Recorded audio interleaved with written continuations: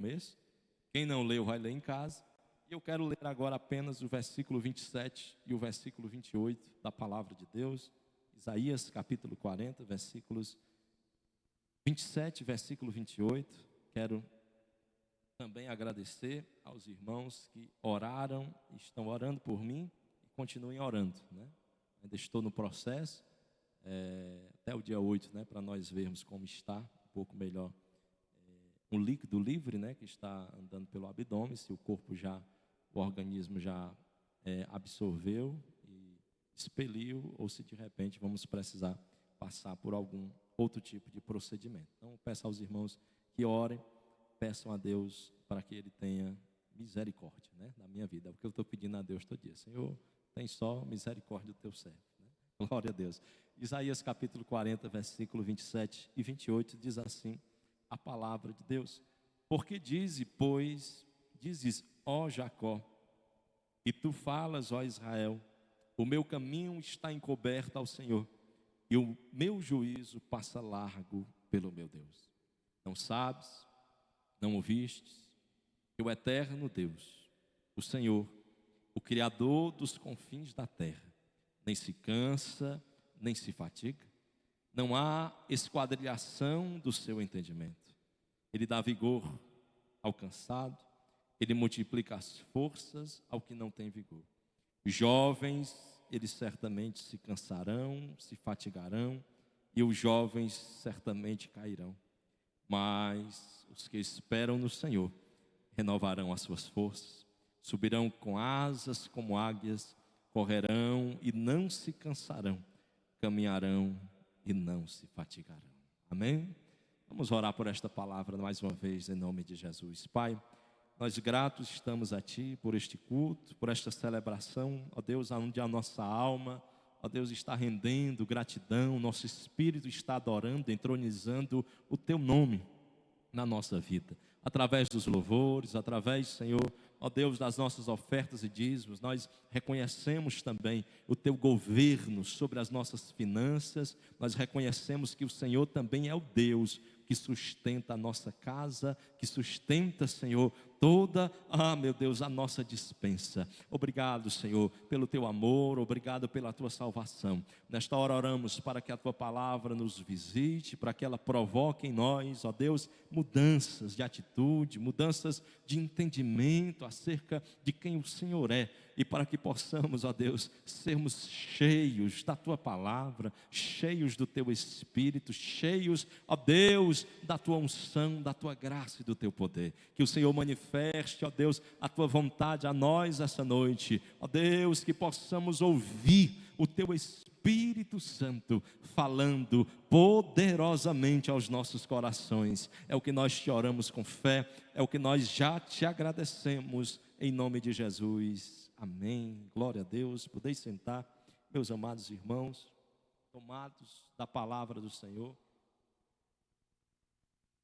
olhando para o mundo ao nosso redor e vendo tantas podridões, tantas corrupções, tantas injustiças. E se falássemos de injustiça, cada um de nós com certeza iria contar alguma injustiça que já sofreu. E ao pensar em tudo isso, alguém questiona inclusive em seu coração: onde está Deus? Aonde está o Senhor?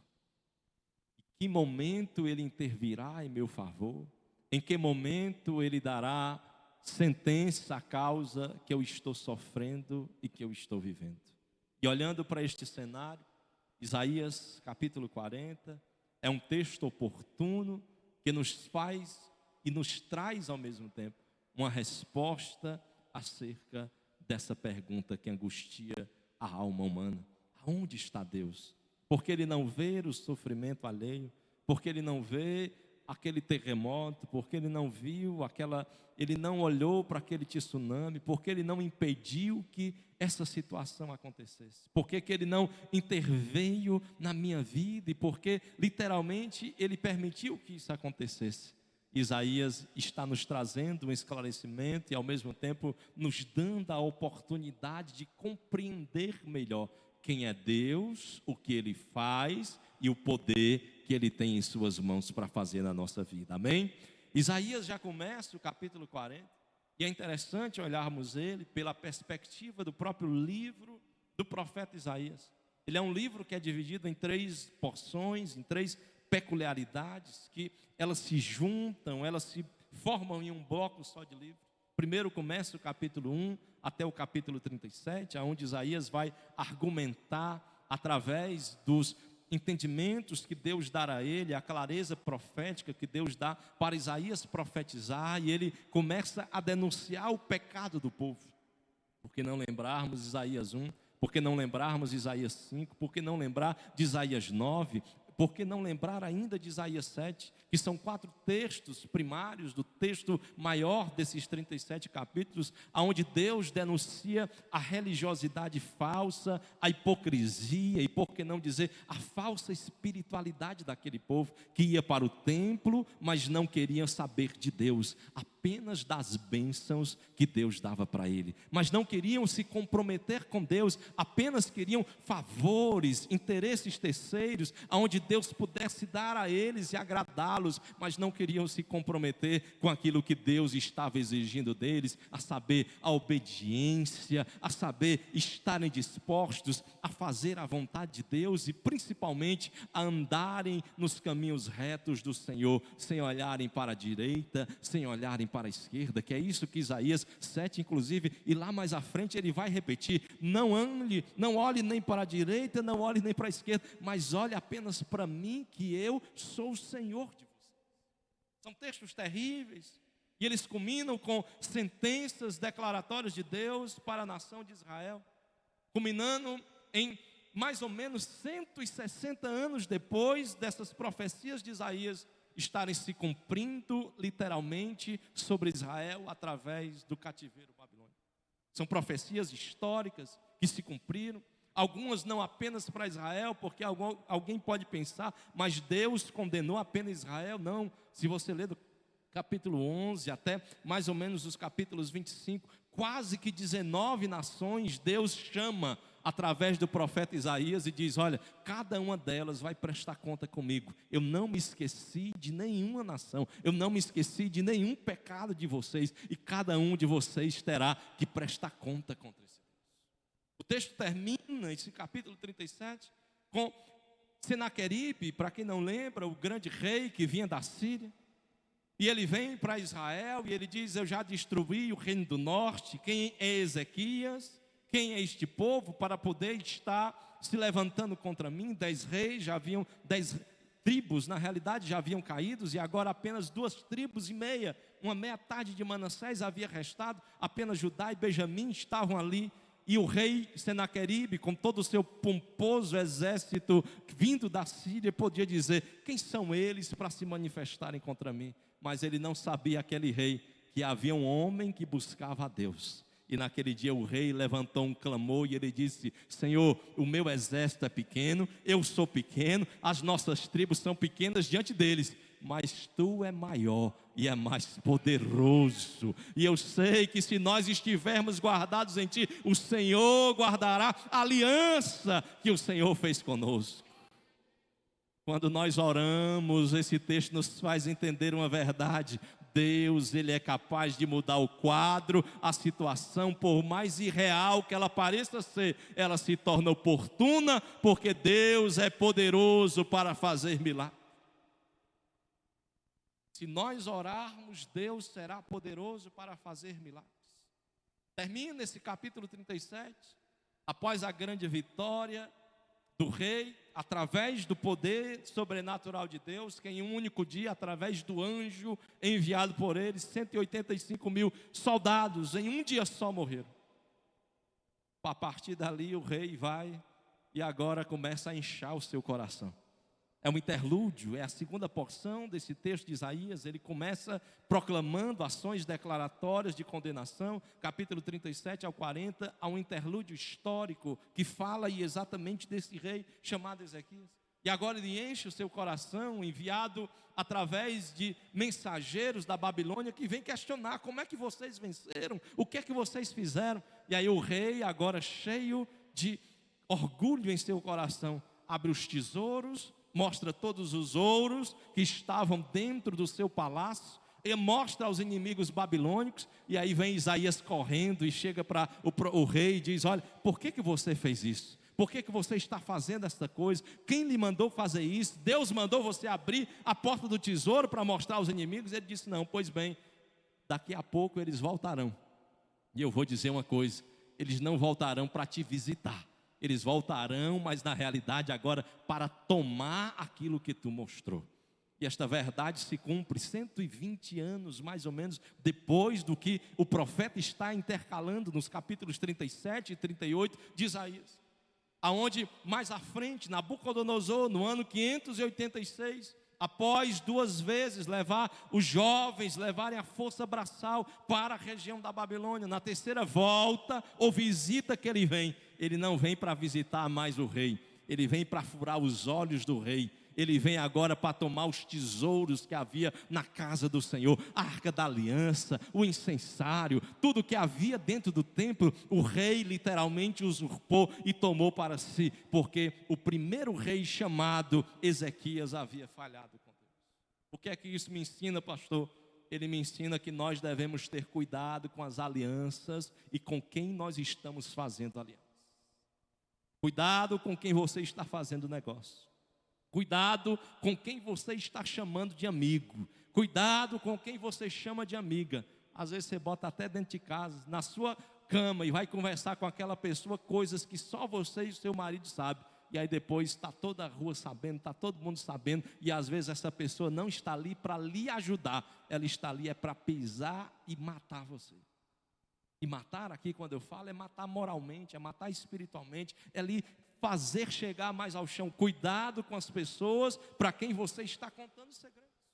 Às vezes nós não temos essa maturidade de sabermos para quem conversar ou com quem conversar, pastor. E para quem é que eu falo? Primeiro fale para aquele que sabe de tudo. Entra no teu quarto, fecha a tua porta, fala em segredo, em secreto com ele, que é Deus. E ele publicamente vai responder aquilo que você está pedindo. Jeremias 33, versículo 3, ele já vai nos dizer: clama a mim e eu vou te responder coisas firmes e ocultas que você ainda não ouviu. Deus tem poder de revelar coisas maravilhosas para nós. Mas o rei não entendeu. E agora começa a terceira parte do livro de Isaías.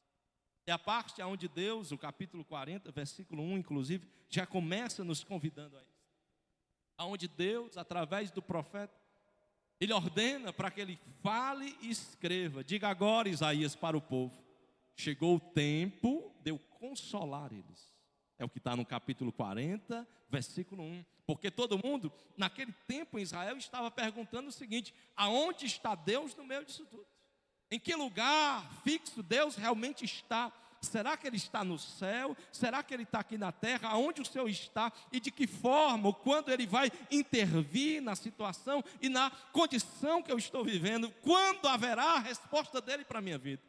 Aí Deus chega e diz para Isaías: Isaías, eu quero que tu declare isso para o meu povo. Consolai, consolai o meu povo, diz o Senhor. Falem de forma bendita sobre Jerusalém, brandar-lhe já a sua servidão. E Deus está dizendo: vocês estarão indo para o cativeiro babilônico, mas ele vai ser acabado, porque essa escravidão, na visão de Deus, antes do povo ir, Deus já estava trazendo solução para ela.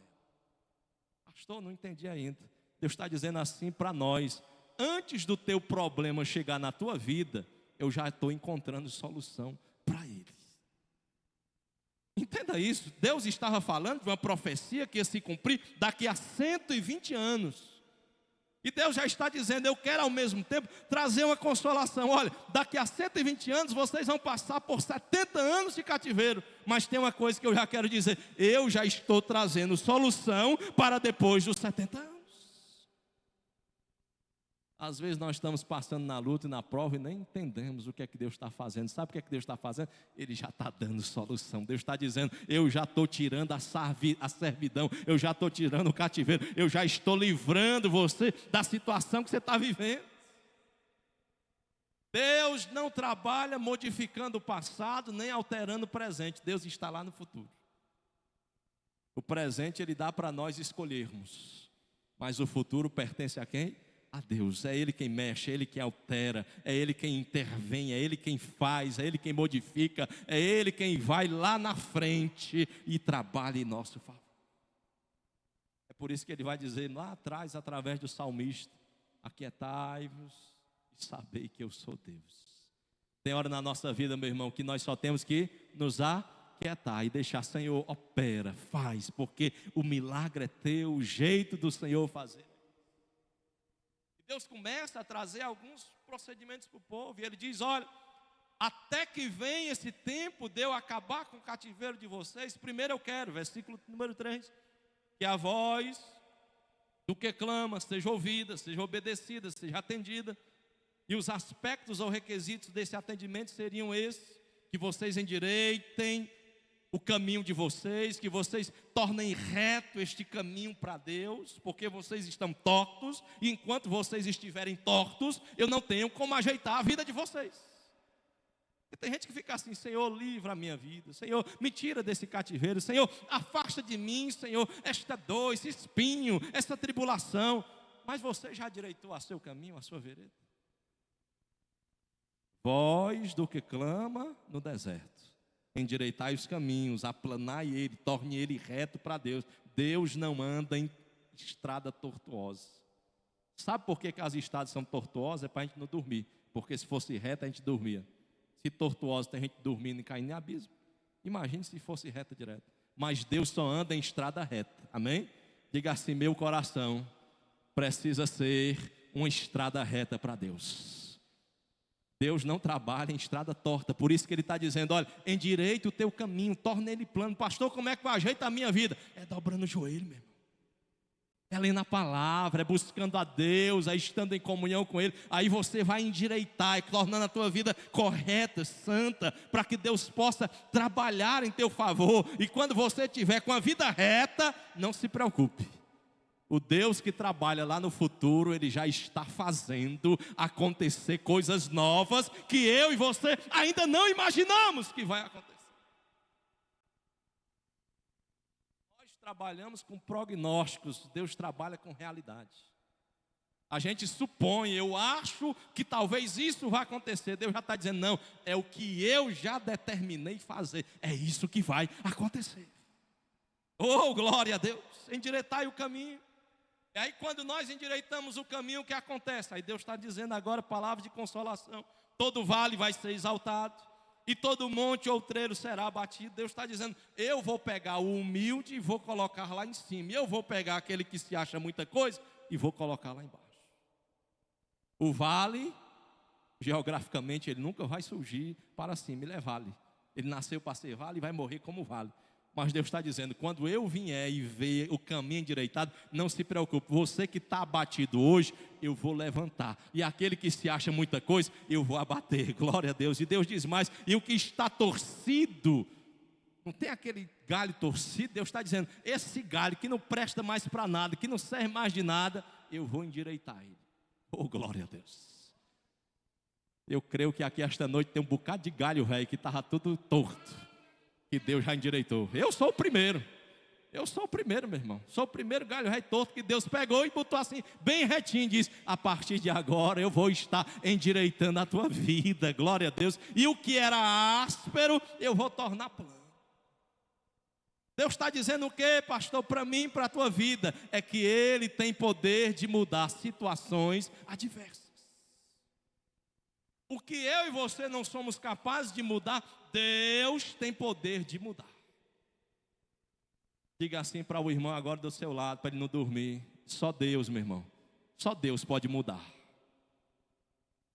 Porque tem coisa que a gente acha: não, pastor, eu acho que eu vou mudar, eu vou fazer isso com ele, eu vou ajeitar assim. Não, meu irmão, você não vai fazer nada. É Deus que tem poder de mudar. Você não vai mudar seu esposo, você não vai mudar sua esposa. Sabe quem é que vai mudar ele? Vai pegar ele, vai chacoalhar ele. É Deus, é Deus, é Deus que tem poder para fazer isso na vida dele. E a glória, diz o versículo 5, do Senhor, enfim ela se manifestará. Para nós vivermos plenamente na presença do Senhor, é as etapas: corrigir nosso caminho, endireitar a nossa vereda, tornar o coração reto, tornar a nossa vida reta diante de Deus, para que Ele possa intervir, mudar o quadro, a situação, o impossível se tornar realidade, para depois a presença dEle chegar. Porque tem gente que quer, ai pastor, eu queria que a minha casa Deus reinasse, Deus governasse. Endireite ela primeiro. Endireita o caminho, endireita a vereda, endireita a tua casa, endireita o teu coração, torna o teu coração um altar vivo para Deus. Aí Deus vai chegar, vai ver ele reto, ele vai tornar mais reto ainda. Ele vai aplanar, tirar toda a aspereza que tiver dentro do teu coração. Como diz o salmista no Salmo 139, Senhor, olha para dentro de mim, esquadrinha, vê se há alguma coisa má dentro de mim. Olha, porque se houver, Senhor, limpa, tira, porque eu não quero desagradar os... E aí, após isso, é que a presença de Deus, ela se torna manifesta. Aí Deus diz, e toda carne juntamente verá uma coisa, que isso foi o quê? Foi a boca do Senhor. Deus está dizendo assim, quando Ele vier, quando Ele agir, quando Ele operar, você não vai precisar dizer nada. Ixi, pastor, por quê? As pessoas vão olhar para você e vão dizer, isso aí foi Deus quem fez. Você só vai confirmar e dizer e testemunhar, realmente foi o Senhor quem operou na minha vida. Deus está dizendo, e a glória do Senhor se manifestará, e toda carne verá, e toda boca vai dizer agora, pois a boca vai dizer, foi o Senhor. Você crê que Deus tem poder de fazer isso na tua casa? Eu creio que Ele vai fazer isso na minha vida, na minha casa também. Porque às vezes a gente quer já falar, dizer, mas Deus está dizendo, não, deixa que eles vão ver. Tem até um meme na internet, né? Quando isso acontecer, eu não direi nada, mas haverão sinais. Pois é, o crente vai ter um bocado de sinal também, ele não vai precisar dizer nada. As pessoas vão olhar para ele e aí vão dizer, isso é coisa de Deus, meu irmão. Isso aqui é coisa de Deus, o casamento dele é coisa de Deus, o trabalho dele é coisa de Deus, o negócio dele é coisa de Deus, o que ele tem hoje é coisa de Deus, quem ele é hoje é coisa de Deus, como ele é usado por Deus hoje é coisa de Deus. As pessoas mesmo vão se admirar do processo de Deus na sua vida. E aí Deus continua dizendo, mas tem uma voz aí no meio de vocês, versículo de número 6. É uma voz velha inquietante, que às vezes está aqui morando dentro de nós. E Deus chama um profeta para dizer, diga para o povo, olha, eu tenho ouvido uma voz que está falando no meio de vocês. E essa voz, ela não para de gritar. E ela continua dizendo o seguinte, que hei de clamar. Em outras palavras, está dizendo assim, o que é que eu vou dizer sobre Deus? O que é que eu vou dizer? Aonde está Deus? Eu só vejo sofrimento, eu só vejo lamento, eu só vejo tribulação, eu só vejo coisas ruins acontecerem. E essa voz muitas vezes está dominando o nosso ser e a nossa alma. É aquele tipo de gente que passa o dia assistindo um programa de sangue e quando chega de noite ele já está tão saturado daquelas informações malditas de mortes e mais mortes, que tudo para ele na vida perdeu o sabor. Ele vai falar com as pessoas já com raiva, ele vai falar com alguém, ele já vai com aquele sentimento de repulsa, porque o coração dele está cheio de maldade. E é essa voz que muitas vezes está adentrando a nossa vida e que está participando da nossa história, Deus está dizendo, olha, eu tenho ouvido essa voz no coração de vocês. A quem hei de clamar?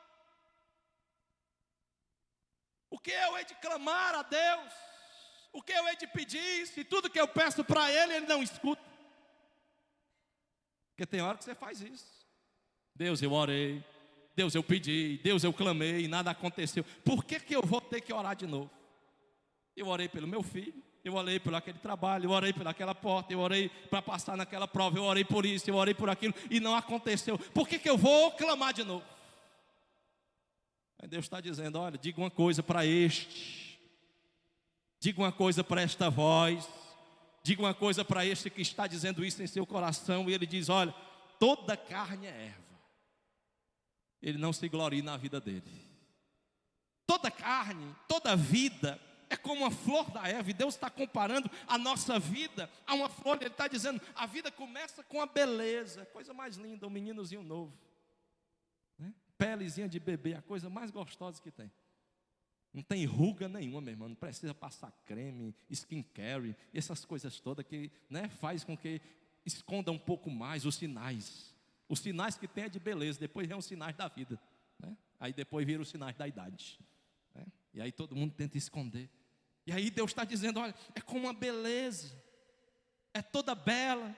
Depois ela se torna flor do campo, ela vai literalmente florescendo. Você vai vendo esta beleza surgindo, crescendo. Mas eu quero dizer mais, o problema é que a erva uma hora vai secar. Se você continuar confiando apenas na tua força, reclamando de que Deus não é capaz de intervir, de que Deus não é capaz de fazer alguma coisa, cuidado, a tua vida é como a flor da erva. Uma hora esta alegria vai acabar-se, essa força vai-se embora, e a força que você está carregando sozinho para lutar contra este problema não vai ser suficiente para enfrentar as adversidades que vêm a seguir. E Deus está dizendo, é como a flor da erva, ela seca, ela cai. E se eu apenas soprar o meu bafo, está lá no versículo de número 7. Deus está dizendo, se eu soprar o meu hálito, o hálito aqui é Deus está dizendo, eu não preciso nem soprar assim, ó. Basta eu fazer.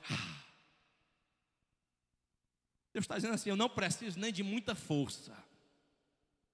Com meu hálito, diz o Senhor, se eu soprar sobre ela, essa erva cairá no chão. Deus está dizendo assim, eu sou fraco, você é fraco, nós não somos nada, mas tem uma coisa que nos torna fortes e grandes: a presença de Deus na nossa vida. E Deus diz mais para o profeta, diga para este povo que eles são erva, não são nada, não são ninguém, e porque dizem em seu coração, a quem eu clamarei? Às vezes você está lutando contra o teu problema sozinho, mas Deus está te lembrando essa noite, ei, coloca o teu coração, coloca a tua voz, coloca o teu joelho, coloca a tua vida no altar, que eu vou ouvir a tua oração. Se o meu povo que se chama pelo meu nome se converter do seu mau caminho, se ele se arrepender dos seus pecados, se ele orar, eu lá dos altos céus, eu ouvirei, perdoarei os seus pecados, sararei a sua terra.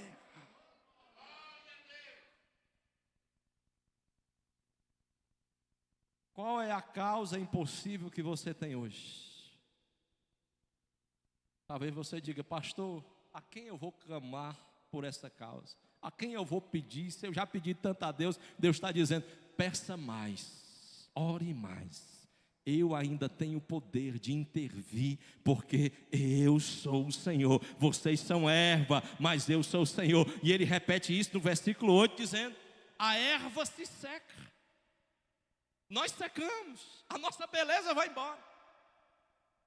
A gente começa lisinho, aí depois vira um maracujazinho. Ele bem madurinho, né? Essa é a verdade da vida. A gente pode tentar fugir, pode fazer o implante que for, pode fazer o que for, mas a verdade da vida é essa. É o ciclo, e Deus está dizendo, esse é o ciclo, foi eu que ordenei, e ninguém vai poder contrariar isso. Seca-se a erva, caem as flores, a beleza vai embora. Aí é Eclesiastes 12 que vai explicando isso aqui bem direitinho. Mas Deus está dizendo para o povo, se vocês confiarem em mim, a palavra que eu liberei, a palavra que eu disse, ela vai permanecer para sempre. Os homens passam, a vida passa, a geração vai embora, mas tem uma coisa que não cai no chão, não cai na terra sem se cumprir. É a palavra que Deus liberou para a nossa vida, para a nossa família, para a nossa casa. Deus não se esquecerá das promessas que Ele tem para nós.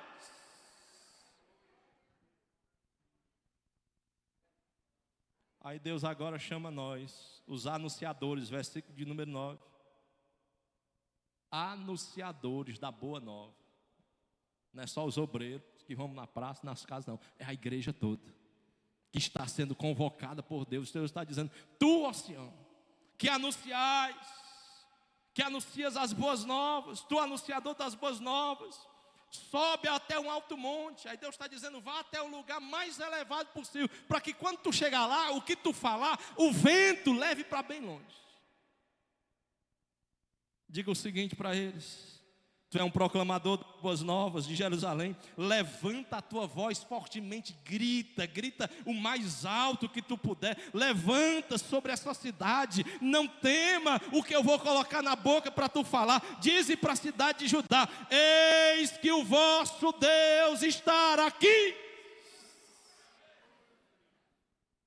Pastor, mas eu estou passando pelo problema, estou passando pela luta, estou passando pela dificuldade. Lá na minha casa, a tribulação, casamento, a família, meu Deus, isso e aquilo outro. Deus está dizendo, eu estou lá no meio da batalha, no meio da peleja, no meio da escuridão, no meio da escassez, no meio do deserto, no meio da doença, no meio da dor. Eu estou ali presente toda hora com você.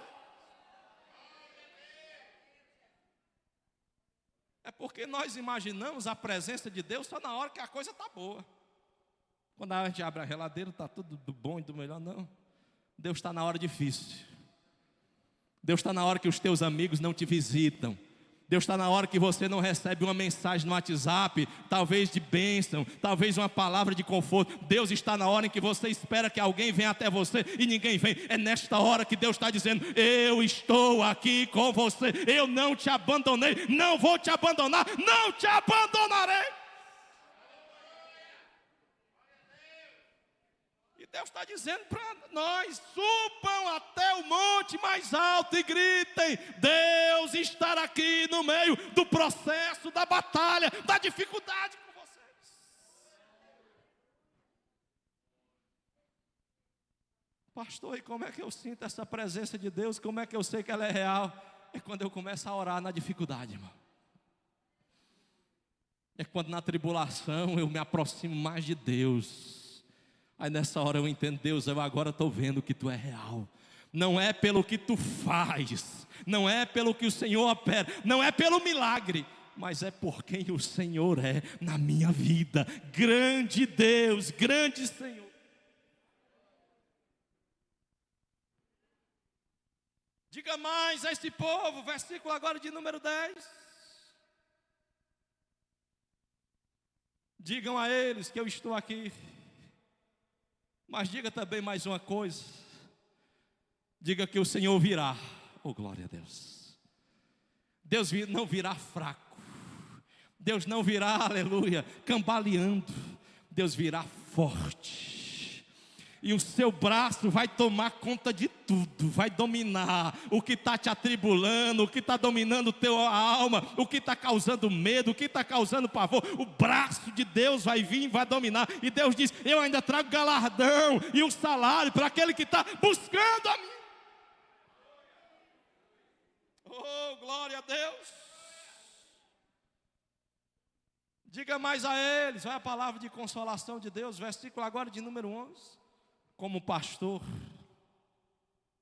eu estarei cuidando de vocês, como ovelhas, como rebanho, como ovelhas. Eu colocarei vocês de novo em meus braços, eu recolherei os cordeirinhos, eu levarei para os seus lugares de proteção, que é o regaço, e eles literalmente irão ali amamentar, e eu vou guiar eles mansamente. Deus está dizendo assim, quando eu chegar, não se preocupem, eu vou acalmar tudo que está atribulado ao redor. Deus está dizendo para nós essa noite, para mim, para você, e eu recebo com fé, e você vai receber também com fé. Deus, quando Ele intervir na nossa causa, Deus, quando Ele intervir na tua causa, Ele vai vir e vai tornar calmo aquilo que hoje está agitado.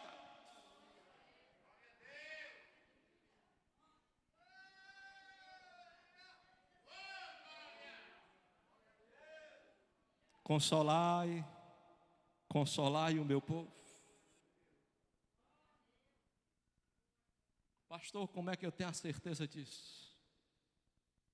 Deus faz 6 perguntas sobre quem é Ele. Ele começa a primeira no versículo de número 12. São perguntas interessantes que Ele faz para o povo. E que nesta noite Ele está fazendo para mim e para você também. A primeira pergunta de Deus é essa: quem é tão grande quanto eu? Oh, glória a Deus. Pega o homem mais gigante do mundo, mais de 2 metros, 3 metros, 5 metros, sei lá quantos metros ele tiver. Pegue o maior astro do mundo. Dizem alguns que muito mais grande pelos astrônomos do que o Sol.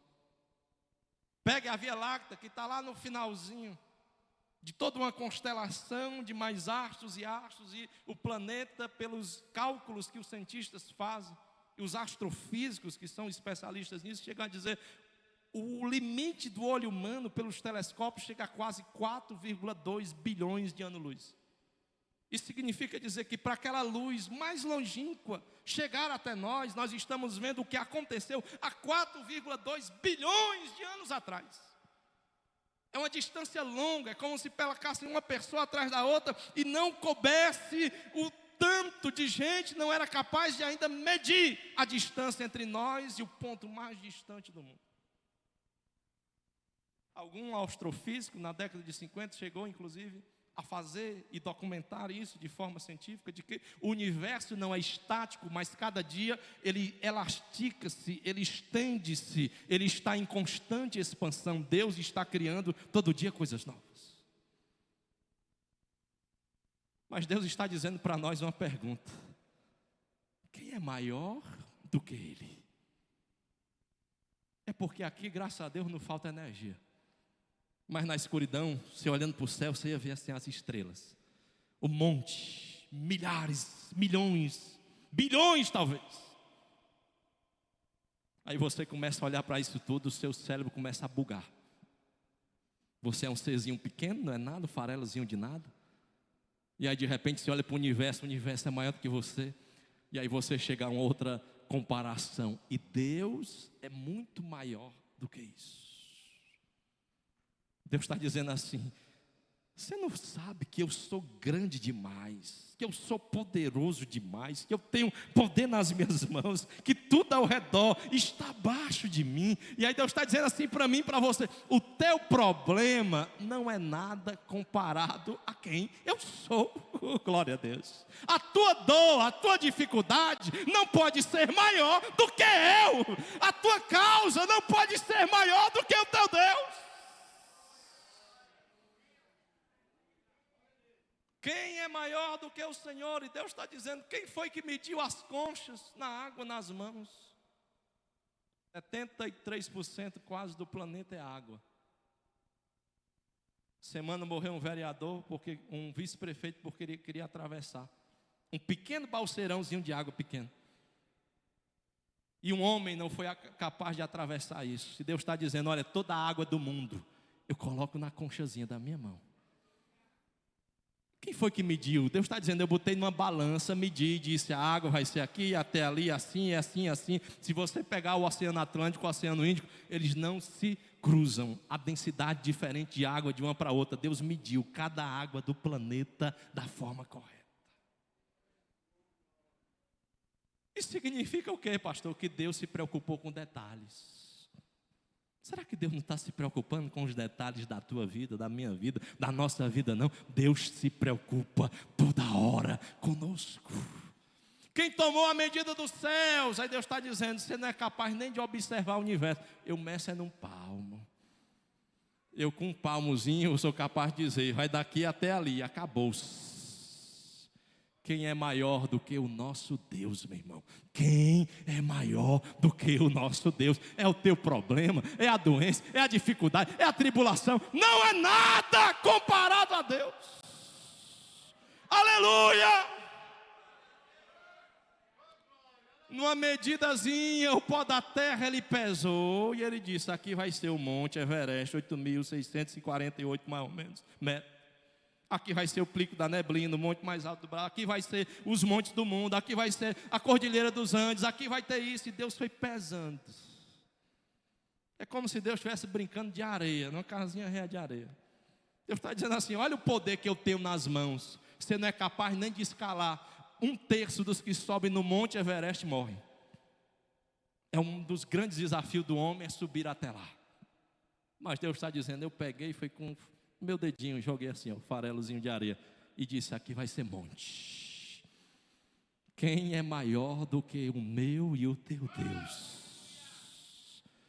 Deus está fazendo esta primeira pergunta. Segunda pergunta que ele faz, versículo 13. Se eu sou grande, quem pode controlar as minhas decisões? Quem pode direcionar o Senhor e dizer: Senhor, faz isso, Senhor, faz aquilo, Senhor, opera aqui, Senhor, opera ali? Olha o que ele diz: quem foi que guiou o Senhor? Quem foi que foi conselheiro de Deus? Porque tem hora que você quer ser conselheiro. Deus, faz assim com meu marido.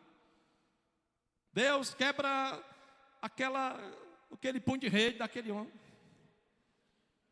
Deus, fura aquela bola do futebol. Deus, trabalha naquele coração. Deus está dizendo: quem é que foi conselheiro de Deus?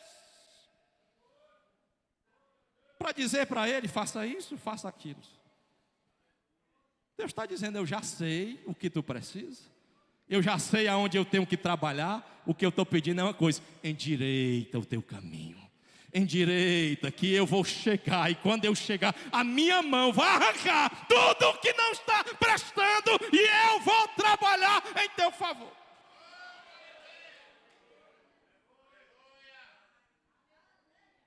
Pare de ajudar Deus.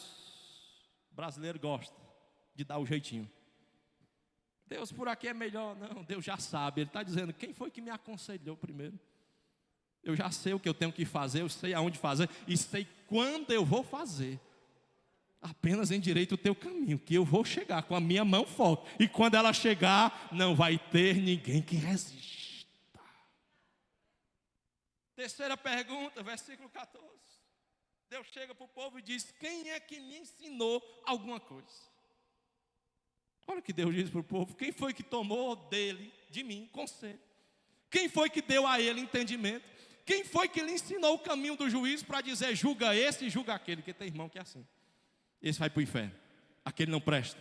Pastor, isso aí não é crente não. Pastor, não. Deus está dizendo: quem foi que deu o conselho? Quem foi que disse que eu já estou tomando juízo ou partido para esse ou para aquele? Deus diz: quem foi que ensinou a ele, a Deus, o conhecimento e lhe mostrou o caminho do entendimento? Deus é sábio. Você pode não aceitar todas as decisões de Deus, mas Ele sempre será sábio. O não de Deus é sábio. A porta que Ele fechou é sábia. A decisão que Ele toma é sábia. Não questione Deus. Não diga: por que fizestes isso? Por que o Senhor fez dessa forma? Por que aconteceu isso na minha vida? Entenda, todas as decisões de Deus são sábias. E às vezes o sofrimento que ele provoca é baseado em sua sabedoria. Jó passou pelo que ele passou por causa da sua sabedoria, da sabedoria de Deus. Quarta pergunta, versículo 18. Quem aqui pode representar a Deus? Olha a pergunta que Deus faz para o povo: a quem farei semelhantes? Com quem eu vou me comparar? Com quem eu vou me tornar semelhante? Essa palavra semelhante, ela vem lá de Gênesis 1, 26. É a palavra demut, ou demut, no hebraico. E essa palavra diz respeito a quem vai ser o meu embaixador, que vai me representar. Quem é aquele que vai dirigir, governar em meu nome? Deus está dizendo: não tem ninguém que governe a terra como eu governo. Não tem ninguém que governe a tua vida como Deus governa. Não tem ninguém que tome as melhores decisões por nós do que o nosso Deus. E por que você continua tomando decisões no teu coração? Entrega ao Senhor o teu caminho, diz assim o Salmo 37, verso 5. Confia nele e ele tudo. Quem quer deixar Deus fazer? Senhor, deixa eu não governar mais o meu coração, mas o Senhor governar a minha vida. A quem eu tornarei o Senhor semelhante? Versículo 25, é a quinta pergunta. Olha o que diz lá: a quem, pois, eu me assemelharei, para que eu lhe seja igual, diz o Santo.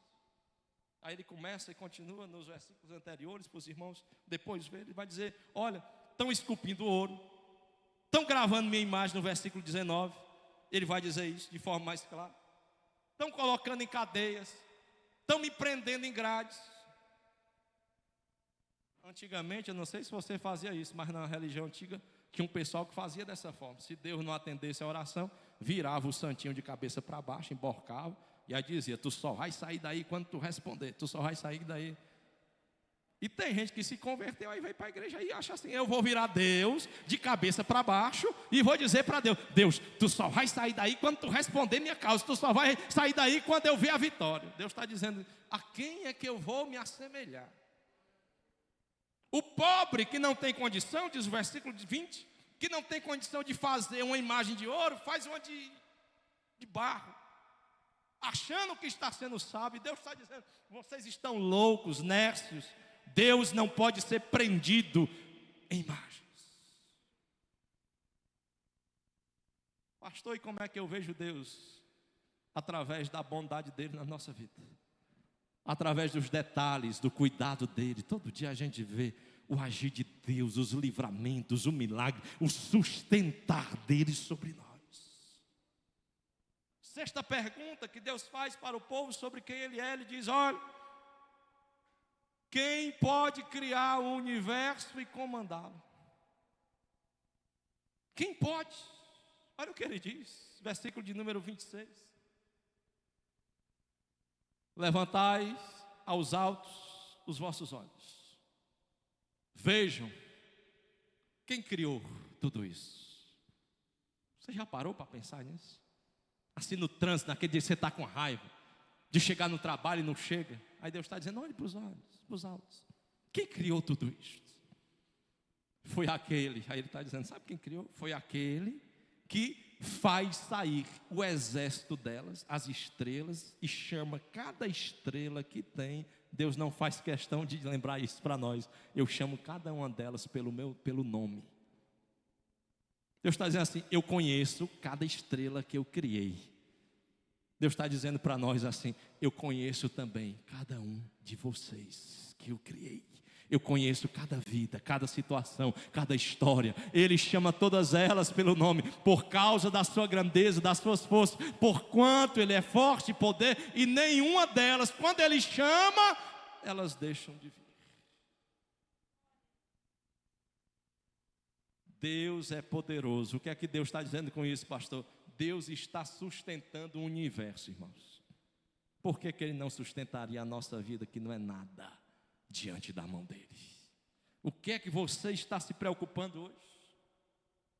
Deus agora declara a sua natureza, versículo de número 12, ele vai dizer, olha, eu fui perfeito na criação, que nós vamos ler novamente. Ele diz, olha, eu enchi a concha com as minhas mãos da água, depois eu medi os céus aos palmos e marquei bem direitinho.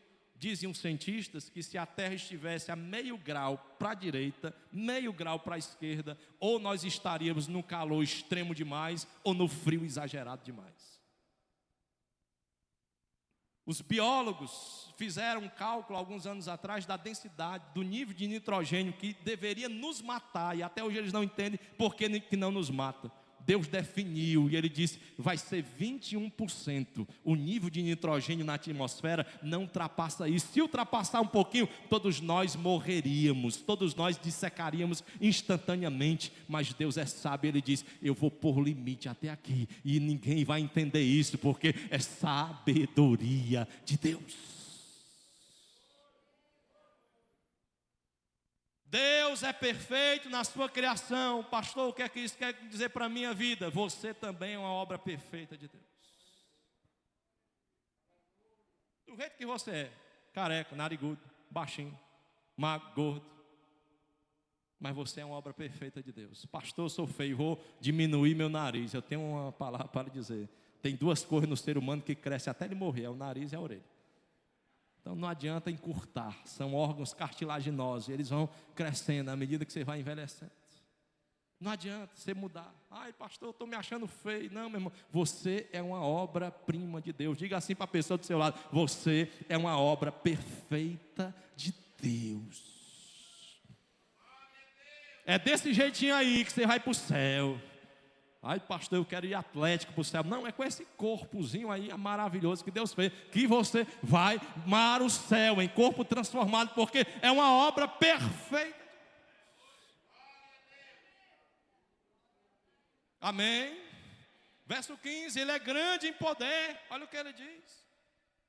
As nações são consideradas por ele como uma gota em um balde. Pega a Rússia, pega a China, pega a Índia. Índia e China, quase que 2/3 da população do mundo. Deus está dizendo, é uma gotinha de um balde nas minhas mãos. E como pó miúdo nas balanças, aquele pozinho esfarelado que não serve de nada, que quando você passa a vassoura, ele some e você não vê mais. Deus está dizendo, assim são as nações. Eis que se levanta as ilhas como uma coisinha pequena. Quando a terra muda, a gente sente o tremor. De vez em quando acontecem terremotos. E Deus está dizendo, para mim isso aí não é nada. O que Deus está querendo nos ensinar? É que o poder dele sobre o universo é grande. Por que o poder dele sobre a minha e a tua vida também não deveriam ser? Ele continua reinando, governando sobre qualquer circunstância. Olha o verso 16 agora, ele vai manifestar a sua natureza e vai dizer, grande é a sua salvação. Nem todo o Líbano bastaria para o fogo que existe no mundo. Nem os animais bastariam para o holocausto. Deus está dizendo, do que adianta vocês sacrificarem todos os animais do mundo? Isso aí não vai salvar vocês. Estar na igreja dia de domingo não vai salvar você não, viu? Pastor, é sério, Sabe o que é que salva você? É todo dia ter Jesus morando em seu coração, porque dele é que vem a tua salvação. Não ache que vir só domingo, Deus vai te salvar, não. Todo dia você já tem que ser salvo para Deus. Ele é poderoso para a salvação. Pastor, e domingo quer que eu venha agradecer. Porque tem gente que vem para a igreja buscando ser salvo. Não, venha para agradecer. Deus já te salvou, glória a Deus. Quantos já estão salvos aqui esta noite? Dê glória a Deus. Deus mostra e declara a sua natureza, versículo 17. Agora ele diz o tamanho da pequenez do mundo. Todas as nações, junta todo mundo, 193 países, não é nada. Quase 10 bilhões de pessoas no mundo, não é nada. Perante ele considera e olha, porque Deus está lá no universo, é maior do que o universo. Ele olha e diz, quem são vocês? Para dizer o que eu tenho que fazer, para dizer quando é que eu tenho que vir, para dizer aonde eu tenho que mexer, e para dizer de que forma eu vou mexer e quando vou mexer. Quem são vocês? A gente olha assim e fica, vala meu Deus, como Deus é grande. Como Deus é poderoso. Agora ele vem continuando dizendo, versículo de número 23, que o seu juízo será iminente sobre as pessoas.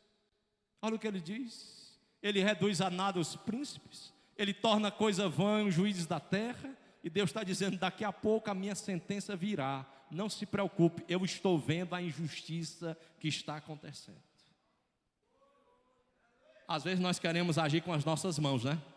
Tem hora que dá vontade, Deus eu vou agir, Deus eu vou mexer, Deus sou eu agora. Aí Deus está dizendo, fique quieto, eu vou reduzir a nada aquele que se acha alguma coisa, fique quieto, eu sou aquele que vou tornar vã os juízes da terra. Ele fala mais uma declaração, versículo 24, e ele agora vai dizer o seu poderio. Olha o que ele diz. O mal se plantando, e mal tem se semeado, e mal se tem enraizado na terra o seu tronco, e tudo já se seca, quando ele sopra e um tufão vai os levar como uma pragana. Deus está dizendo assim, quando o meu juízo vier, não se preocupe, eu vou vir e vou resolver para sempre. Não vai ter mais nada o que você fazer, eu vou intervir, quando eu intervir, não se preocupe, eu vou manifestar o meu poder sobre a vida de vocês, que é o que ele vai continuar dizendo no verso 25. Agora veja o verso 27 e 28 que nós lemos. Até aqui vimos o que Deus é e o que Deus faz. E a pergunta que continua no coração é uma pergunta, qual é? A quem eu clamarei? Mas surge um outro cenário agora. É uma segunda pergunta que muitas vezes inquieta o nosso coração. De sabermos aonde está Deus quando as dificuldades sobrevêm. Aonde está Deus quando as situações adversas vêm sobre a vida humana, sobre o mundo. Olha o versículo 27. Por que vocês dizem? Deus está dizendo, vocês estão vendo quem eu sou? Vocês estão vendo o que eu faço? Vocês estão vendo que eu tenho preocupações grandes demais? E vocês estão dizendo uma coisa: o meu caminho está encoberto ao Senhor. Versículo de número 27. E o meu juízo, a minha causa, Deus parece que está vendo de longe. E às vezes nós colocamos isso em nosso coração. Deus, tu está fazendo pouca causa comigo. Deus, no meu casamento parece que não vai ter mais jeito. Deus, na minha doença parece que não vai se resolver o problema. Deus, lá naquela situação com meu filho, lá naquela minha situação da minha vida profissional, parece que nunca vai se resolver. Parece que Deus nunca me escuta. Deus está dizendo, você não sabe quem eu sou. Você não sabe o que é que eu estou fazendo. Eu estou sustentando o mundo na palma da minha mão. Eu tenho o poder de sustentar a vida de vocês também com a palma da minha mão. O que passaria despercebido a Deus? Aí Deus diz agora no verso 28. Vocês não sabem, vocês não estão ouvindo, que o eterno Deus, o Criador, e Ele diz lá dos fins da terra, Ele criou até o lugar mais longínquo do mundo, que Ele nunca se cansou, que Ele nunca se fatigou. Porque tem, Deus está cansado já de ouvir minha voz. Não, meu irmão, continue orando. Às vezes você coloca no seu coração, Deus não se importa com a minha vida, Deus não se importa comigo, Deus já abandonou todo mundo, Deus não está nem aí para mim, Deus já desistiu de mim. E Deus está dizendo, eu não parei de trabalhar em teu favor, eu não parei de agir em teu favor, eu não parei de sustentar a tua vida, eu não parei de te dar livramento, eu não parei de trabalhar pelo dia de amanhã, eu não parei de continuar te dando favor.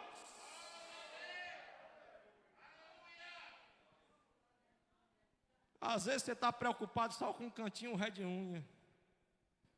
Eu vou morrer. Deus está dizendo, eu já estou amanhã te dando livramento. É de amanhã, não é de hoje não. Eu nunca parei de trabalhar.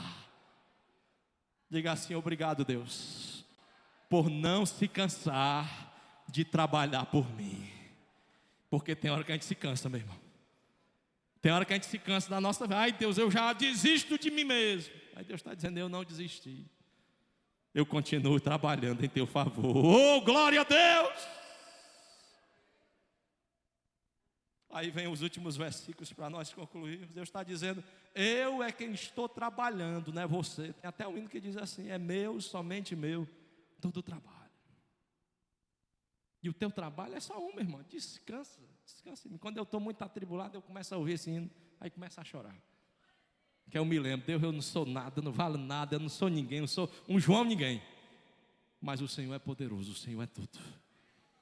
E eu sei que embora o Senhor tenha preocupações demais, porque Deus tem muita preocupação, meu irmão. Sustentar o universo, não deixar a atmosfera cair, não deixar o nitrogênio subir além do que deve. Manter o planeta do jeito que está, sustentar tudo isso, evitar com que caiam constantemente sobre o planeta Terra grandes e grandes conglomerados de pedras que venham nos destruir. Deus criou até um escudo para nós, que é Júpiter, onde lá cai em pedaço e mais pedaço de planeta. Deus mirou para lá para nos proteger. A gente dorme, se acorda e não cai pedra nenhuma sobre nós. Sabe o que é isso? É Deus sustentando o universo, dizendo, você está protegido, você está cuidado, eu estou guardando você, eu estou cuidando de você, não se preocupe, eu estou agindo pela tua vida, pelo teu favor, eu estou agindo pela tua casa. Você não ouviu isso? Que o Altíssimo, Ele não se cansa, que o Altíssimo não para de trabalhar. Aí Ele vai dar as últimas recomendações de consolo, versículos agora de número 29, 30 e 31. Sou eu que dou forças a quem está cansado. Tem hora que a gente desiste de lutar, e Deus está dizendo, eu estou te dando força de novo. Tem hora que a gente desiste de orar pelo esposo, Deus está dizendo, eu estou te dando força de novo. Tem hora que você desiste do filho e diz: Deus, eu já não tenho mais jeito para mim. Deus está dizendo hoje para você, mulher, te dizendo: glória a Deus, eu estou te dando força. Você está cansado, mas eu estou te dando força. Sou eu que dou força ao cansado. Sou eu que multiplica as forças a quem já não tem vigor algum. Deus está dizendo assim: quando você já está lá no fundo do poço, quem vai levantar você sou eu. Quando você estiver caído, com esse sem força nenhuma, sem vigor algum, já está estatalado no chão. Não tem mais jeito. Deus está dizendo: eu vou multiplicar força, você vai se levantar, porque o meu poder, quando ele vier sobre a tua vida, a minha glória, quando ela vier, a minha presença, não tem quem vá impedir esse agir. Aí Deus diz mais para o povo: olhe para os jovens. Esses jovens tudo se cansa. Olhe para eles, versículo 30, eles vão se fatigar, eles vão enjoar, eles vão cansar, eles vão talvez até de desistir de batalhas, de sonhos, de realizações, de projetos. E certamente em algum desses projetos de vida, eles se frustrarão, eles cairão, eles não alcançarão, eles chorarão, eles berrarão, e eles nunca mais lutarão pelaquilo. E quantas vezes isso já não aconteceu com a gente? Desistimos de projetos, desistimos de coisas, desistimos de sonhos, desistimos de tanta coisa, porque nós confiamos apenas em nós. Mas ele termina o versículo 30, eu gostaria de terminar esta mensagem citando ele, versículo 31. Mas aqueles que esperam, oh glória a Deus. Deus está dizendo assim: eu ainda não cheguei, eu estou chegando. A espera. Mas aqueles que esperam, oh aleluia. Deus ainda não chegou com seu poder, só a presença dele. Mas ele está dizendo: mas os que esperam no Senhor renovarão as suas forças, subirão às alturas,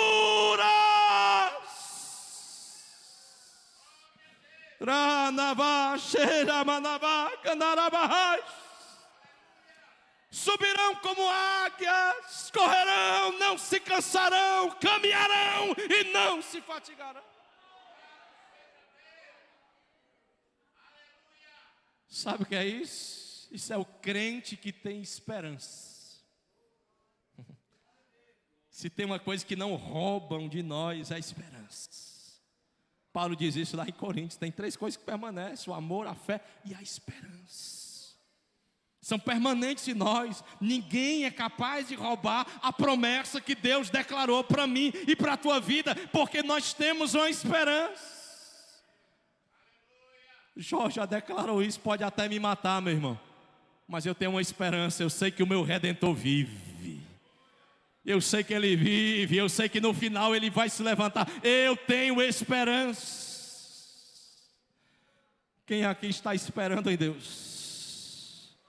Fique em pé neste momento, glória a Deus. Nós vamos louvar ao Senhor.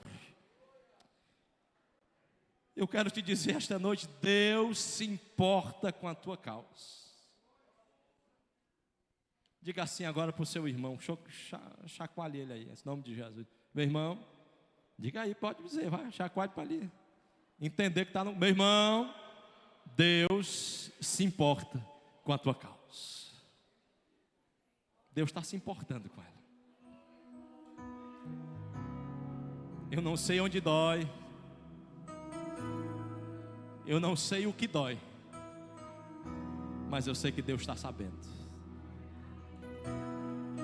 Pode ser no coração, pode ser na mente, pode ser no corpo, pode ser espiritual, pode ser emocional, pode ser qualquer coisa, em qualquer... Deus está se importando com a tua dor. O Deus que controla o universo, o Deus que controla tudo, Ele está aqui esta noite. O Deus que põe em fileiras os astros nos céus e chama cada astro pelo seu nome. Ele está aqui essa noite dizendo: eu estou chamando cada um de vocês pelo nome. que esperam no Senhor renovarão as suas forças. Adoremos a Deus.